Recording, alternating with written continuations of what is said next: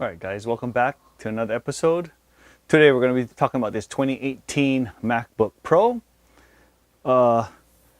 This is going to, I guess, suit. There's a recent one that just was released like a week ago or 2 weeks ago, and it's going to pretty much sum up both of those computers.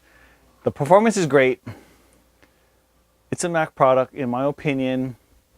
It's efficient for what I need it for to do. But one thing I don't like about this, I mean, it's a design thing. Look how thin it is, right? It's great. They made it thin, but the only way they could make it thin is using these USB-C connections. They're both on each side, or on each side there's two and two, and then of course you have your headphone output. So for them to make it that thin, they had to use those USB-C connections, but it doesn't work, or these connections don't work with a lot of the hard drives I currently use. And that's what sucks about it, pretty much, is because I end up having to spend a lot more money than just a computer. So back in the day, when you buy a computer, it had USB connections, even had an SD slot, HDMI out, all those kind of things. So I could just buy the computer and get running. Well, I totally forgot about that. And when I bought the computer, I still couldn't use it. And I had to wait several days for this to come in. This is a dock. You don't need to buy the dock. You can just buy adapters and stuff. But I wanted, a lot of the connections that come on this dock is what I use.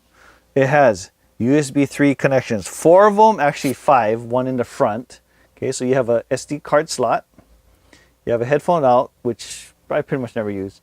A USB 3 in the front, but 4 on the back. You have this optical audio out, which I don't use either. FireWire 800, that's interesting. Okay, it's a very old connection. I do have hard drives that use this. I have a lot of the old G-RAID hard drives that were FireWire 800. My Ethernet port. And then the 2 USB-C or Thunderbolt 3 connections in the back. This is a display port only. Some people think it's a Thunderbolt as well, but it's just a display port.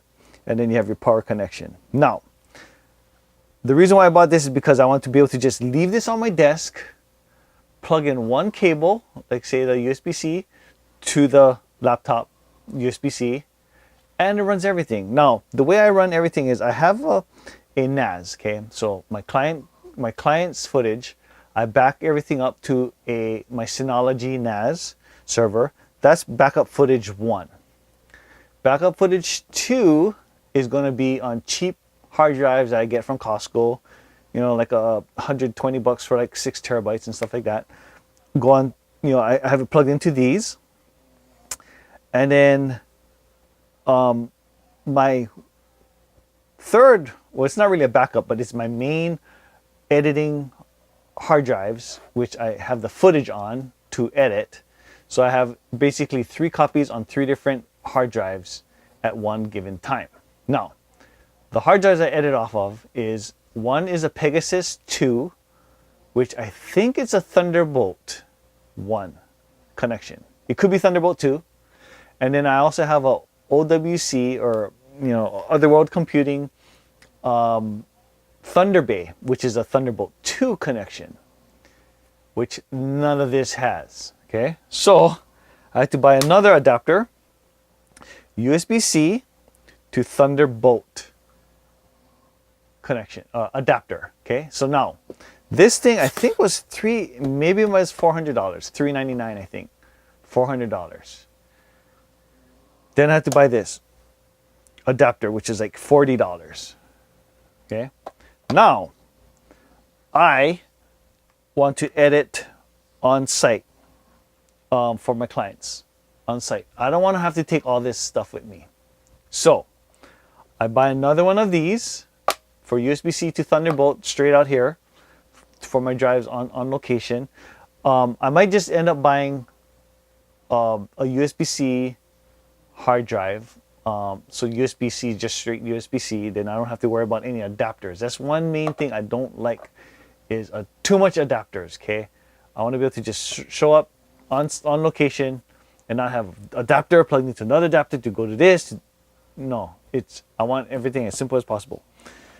But I do need to do presentations, and none of these have FireWire out. I mean, HDMI out. So I bought this adapter, which has USB 3, HDMI, a full size HDMI, and another USB-C output.